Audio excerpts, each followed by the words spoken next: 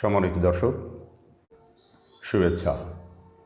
America এবং Iran যুদ্ধ নিয়ে যখন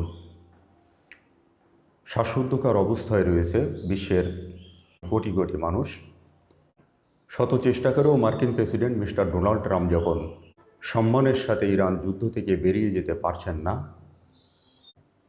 এ নিয়ে যখন তিনি অনেকটা চাপের মধ্যে রয়েছেন, দেশে বিদেশে তীব্রভাবে সমালোচনার সম্মুখীন হচ্ছেন, ঠিক সেই মুহূর্তে তিনি আরও একটি বড় ধরনের নেতিবাচক পরিস্থিতির শিকার হলেন। বলা যায় এই ঘটনাটি অত্যন্ত ভয়াবহ ঘটনা। গতকাল রাতে মিস্টার ডোনাল্ড ট্রাম্প এবং তার স্ত্রী মেলানিয়া ট্রাম্প ছাড়াও মার্কিন যুক্তরাষ্ট্রের শীর্ষ পর্যায়ের কর্মকর্তারা উপস্থিত ছিলেন এমন একটি অনুষ্ঠানে ভয়াবহ বন্দুক হামলার ঘটনা ঘটেছে।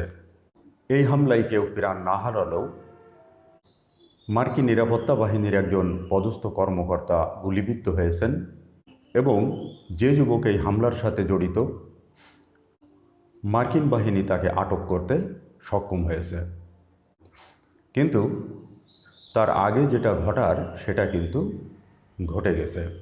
পুরো আয়োজনটি পণ্ড হয়ে গেছে এবং মার্কিনেরা তাদের নিরাপত্তা নিয়ে যে বড়াই করেন, বড় গলায় কথা বলেন, তাদের আয়োজনেও যে বড় ধরনের ফাঁকফোকর থাকে, এই ঘটনায় কিন্তু আরও এক দফা তা প্রমাণ হয়ে গেল।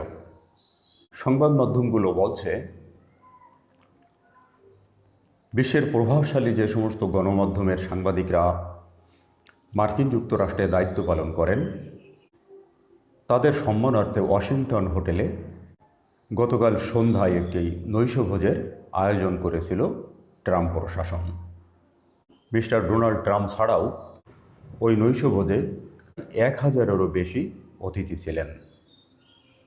অনুষ্ঠান যখন চলছিল ঠিক তখনই প্রচণ্ড গোলাগুলির শব্দ শোনা যায়।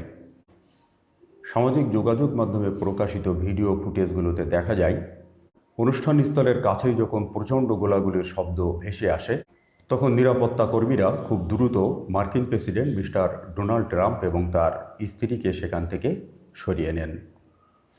Vice president mister JD Vance সহ অনেকেই কিন্তু তখন মঞ্চের পাশে উপস্থিত ছিলেন। তাদেরকেও দ্রুত সেখান থেকে সরিয়ে নেওয়া হয়। কোনো ভিডিও ফুটেজে এমনও দেখা যায় দ্রুত মঞ্চ ত্যাগ করার সময় অতিথিদের কেউ কেউ পড়েও যান এবং নিরাপত্তা কর্মীরা কাউকে টেনে হিঁচড়ে দ্রুত সেখান থেকে সরিয়ে নেন।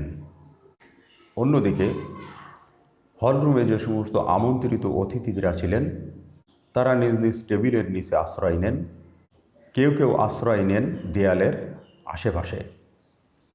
এ সময় গোটা এলাকায় আতঙ্ক ছড়িয়ে পড়ে। মার্কিন সিকিউরিটি সার্ভিসের প্রশিক্ষণপ্রাপ্ত কর্মকর্তারা গোটা অনুষ্ঠানস্থল ঘিরে ফেলেন এবং হামলাকারী হিসেবে সন্দেহভাজন ওই যুবককে ধরে ফেলেন। সংবাদ মাধ্যমগুলোর খবরে যা বলা হয়েছে, হামলাকারী ওই যুবকের বয়স 30 থেকে 35 বছরের মধ্যে এবং তিনি ক্যালিফোর্নিয়ার বাসিন্দা।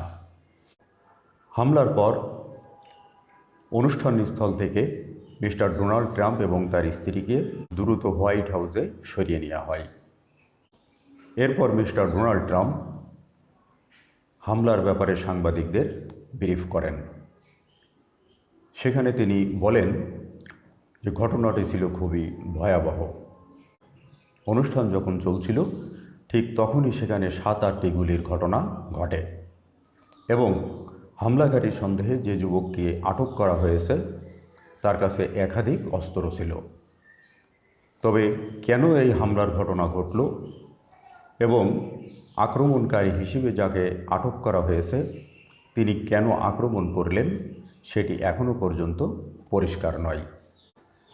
মার্কিন সিকিউরিটি সার্ভিসের কর্মকর্তারা ওই যুবককে জিজ্ঞাসাবাদ করছে। দেখেন, মার্কিন প্রেসিডেন্ট মিস্টার ডোনাল্ড ট্রাম্প কোনোভাবেই কিন্তু স্বস্তিতে থাকতে পারছেন না। তার বিদেশি বন্ধু রাষ্ট্রগুলো ইতিমধ্যেই তার পাশ থেকে সরে গিয়েছে। ইরানের সাথে যুদ্ধ করে তিনি কোনোভাবেই জিততে পারছেন না। তিনি যে জিততে পারবেন না, এখন তিনি নিজেও সেটি নিশ্চিত।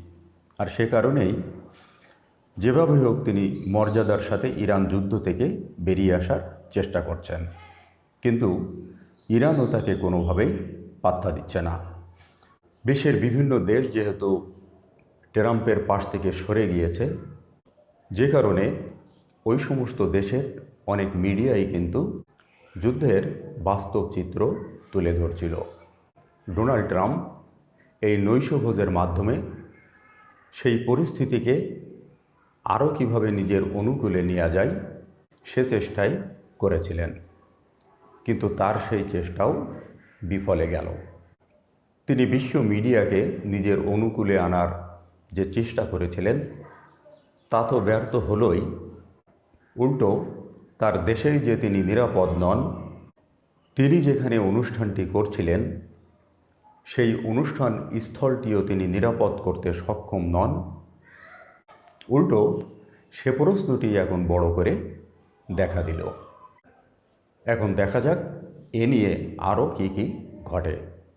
সম্মানিত দর্শক, ভালো থাকবেন, সুস্থ থাকবেন, নিরাপদে থাকবেন। সবার জন্য শুভকামনা।